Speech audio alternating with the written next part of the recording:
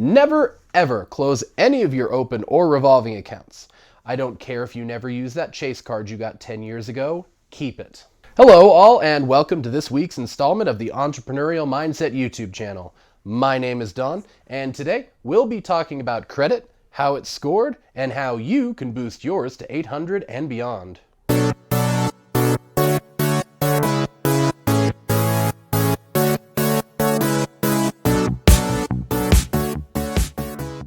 Before we begin, I'd like to thank our community of followers for making this content possible, and especially to those tuning in from PassiveIncomeConnect.com and the Passive Income Connect app. For those of you unaware, Passive Income Connect is my own blog, built to be the #1 resource on topics like entrepreneurship, small business, and generating passive income through investing.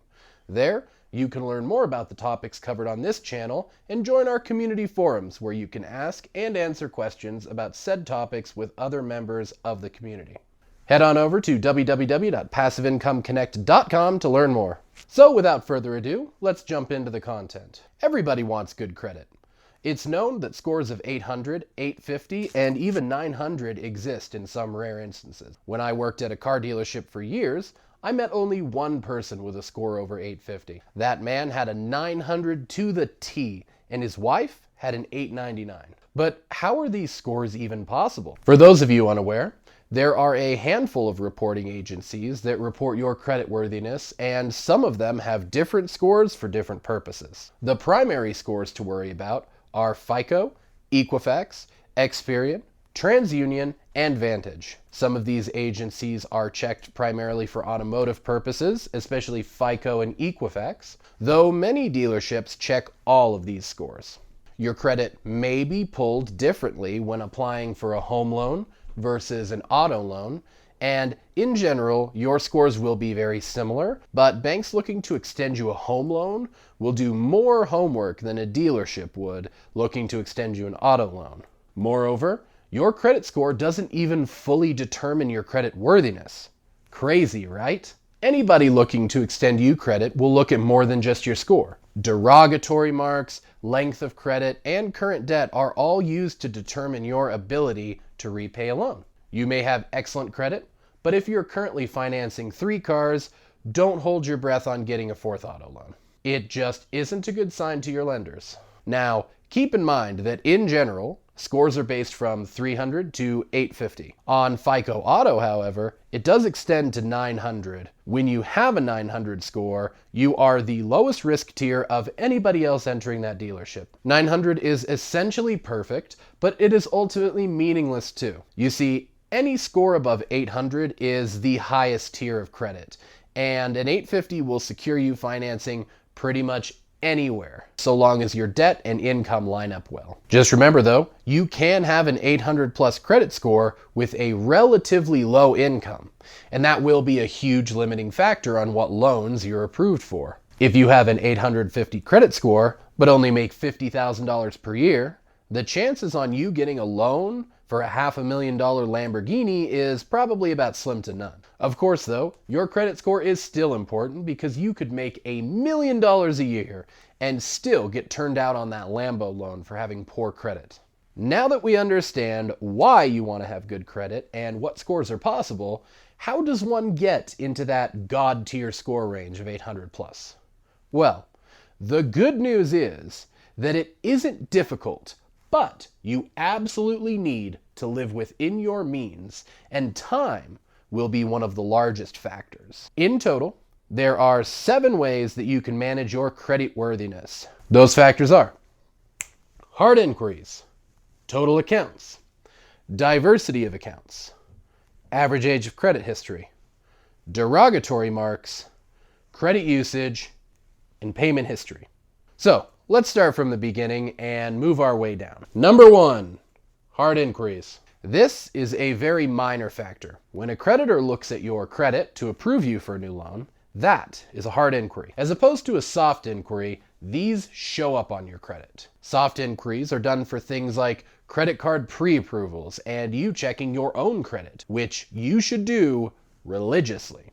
Most banks will offer you a free credit monitoring app, and you can also get that information using the Credit Karma app.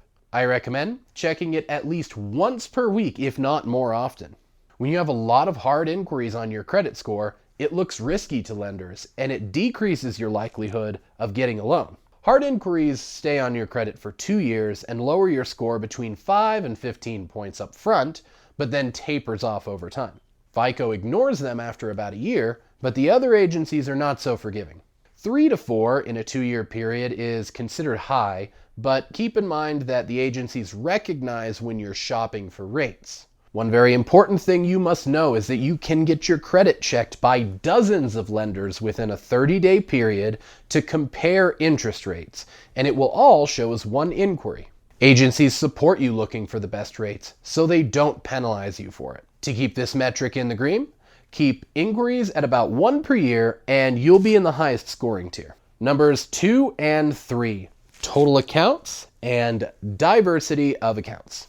This is a medium impact metric, and it ties hand in hand with another metric, which is diversity of accounts. There are 3 different types of accounts you can get. These are, number 1, revolving credit, like credit cards and lines of credit. Number 2, installment credit, like a home, auto, or personal loan. And number 3 is open credit, like a charge card. You'll need all 3 of these types to score in the highest tier. In fact, you'll need to have over 20 different accounts to score in the highest tier of this category. This will take a decent amount of time, but keep that in mind so you can slowly add to that number over the years. Contrary to popular belief, you can never have too many credit cards. You should have as many as possible, and some people have 50 or more as a result of something called credit card churning. Credit cards are a great way to boost those numbers, and they are surely a great way to rack up travel points and other rewards. Use them responsibly,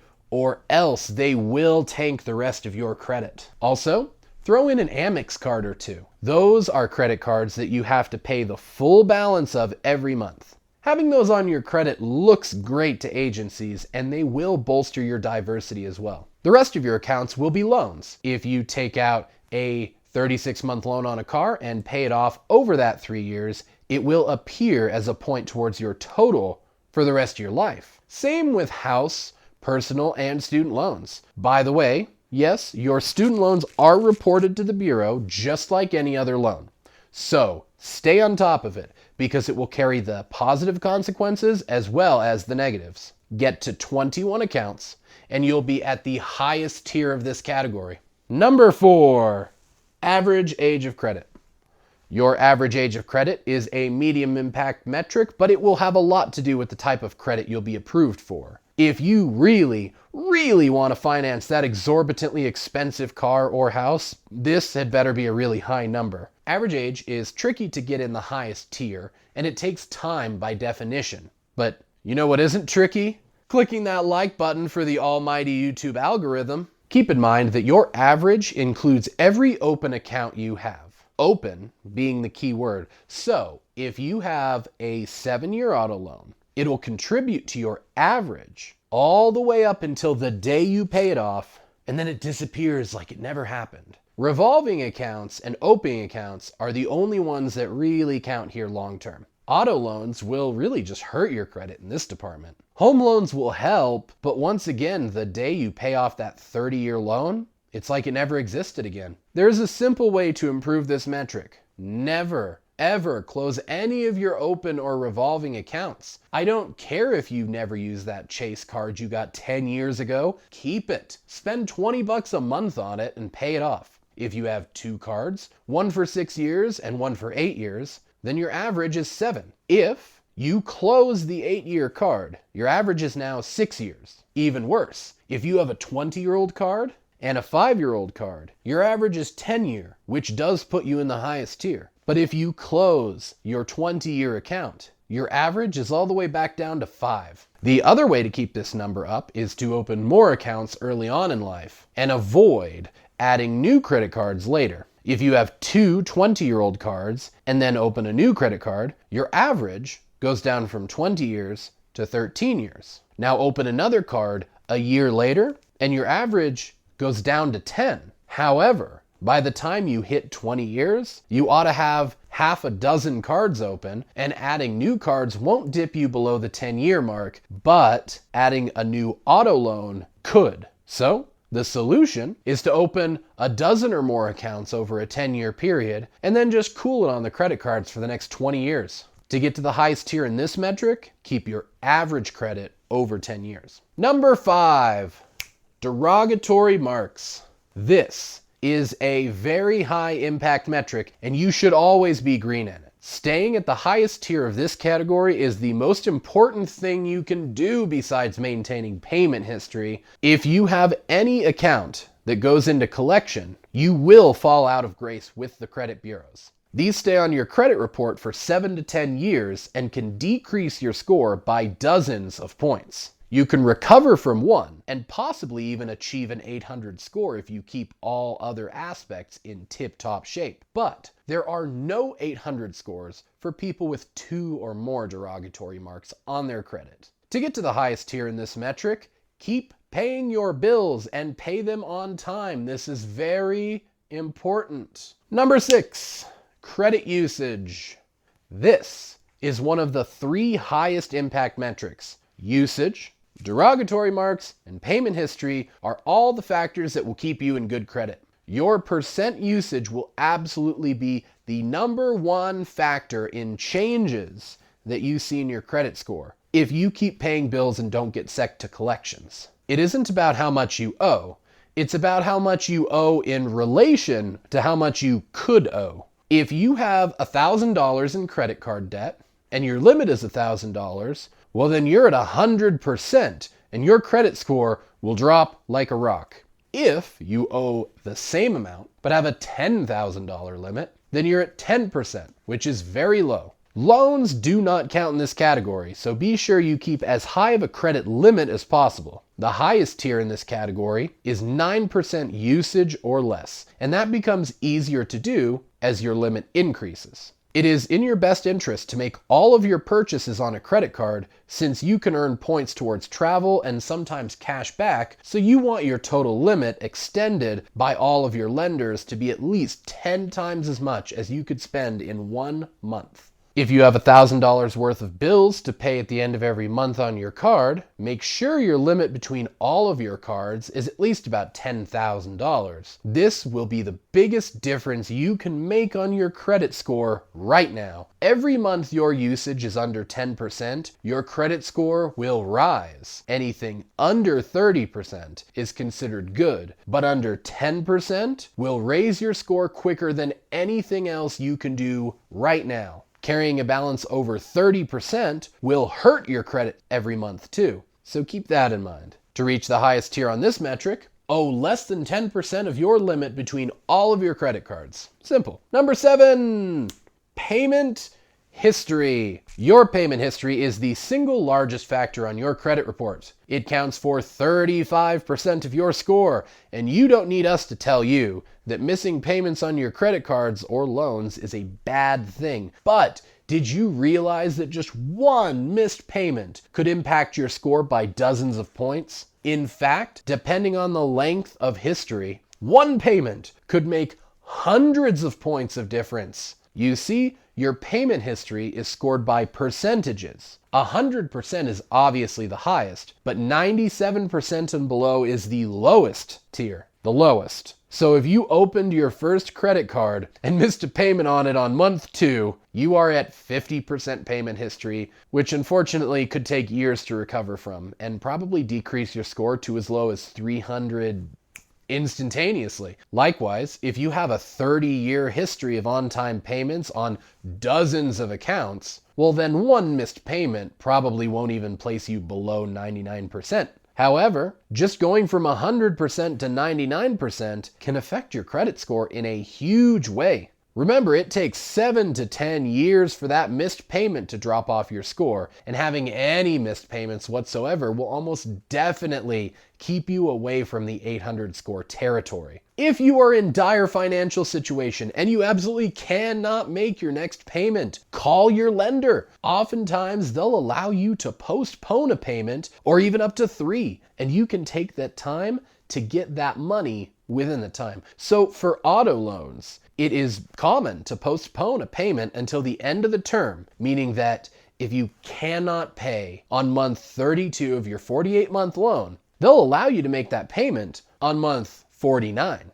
Now, to stay at the top of this tier, don't miss any payments on any of your credit accounts. This metric will absolutely annihilate your score if you have anything other than 100%. Keep that in mind. And if there's one thing you take away from this entire video, don't miss your payments. Pay your shit on time. So, to summarize, keeping good credit is not incredibly difficult, and getting to an 800 plus score is not impossible either. You don't have to be in the highest tier of every scoring category, but you need to be in some. In general, keep your credit utilization well under 30%.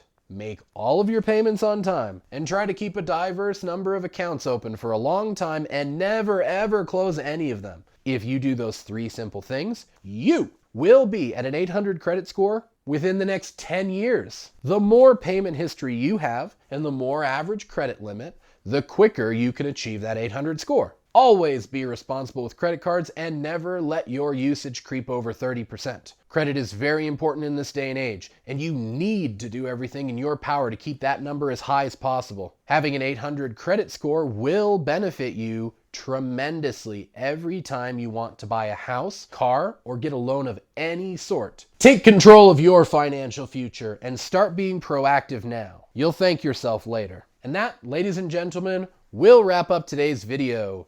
If you found value in today's message, hit me with a thumbs up. If you want to learn more about topics like entrepreneurship, small business, and investing, then go ahead and hit that subscribe button. We release new videos every Saturday, and if you like what I have to say, then you can catch me Mondays at www.passiveincomeConnect.com and Wednesdays on the Passive Income Connect podcast. And with that, I bid you adieu. This is Don, signing out. Goodbye.